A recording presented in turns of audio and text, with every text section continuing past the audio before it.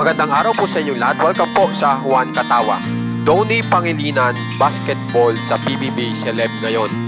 Bel Mariano bagong kinabibisihan ngayon. Alamin po natin yan lahat dito sa ating video. Dito po muna tayo kay Donnie Pangilinan.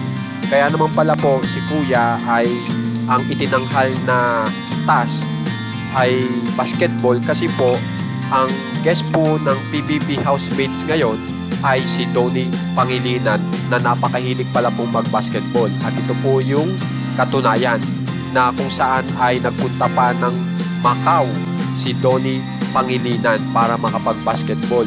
At nakalaban pa nila si Baggrady, si T-Mac. So panuorin po natin.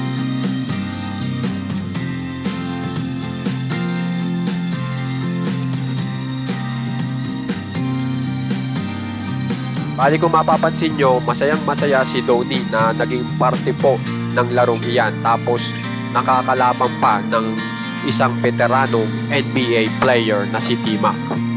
So yan po si Donnie na talagang kung mapapansin nyo maliit siya pero talagang palaban na palaban. At yan po si T-Mac.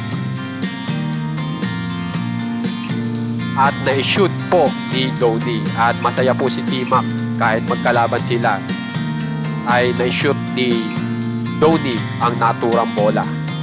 So talagang nag-e-enjoy po pala talaga si Donnie Pangilinan pag naglalaro ng basketball. Kaya yan po ang makikita nyo sa loob ng bahay ni Kuya, kung saan ay lagi po silang nagbabasketball dyan ng mga housemates. Samantala, ipakita ko naman po sa inyo ang bagong kinabibisihan ni Bel Mariano. At ito po ang bagong kinabibisihan ni Bel Mariano kung saan ay siya po ay nalalathala na po ngayon sa isang kilalang magazine.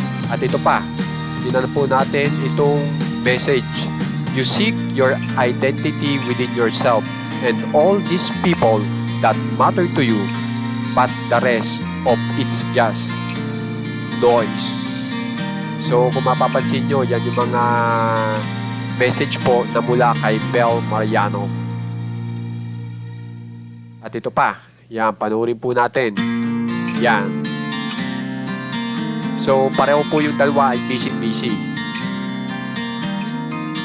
So guys, kung gusto nyo pong ma-update sa pinakabagong balita po sa mga famous celebs, alam nyo na pong gagawin. Subscribe lang po kayo sa ating channel na Juan Katawa.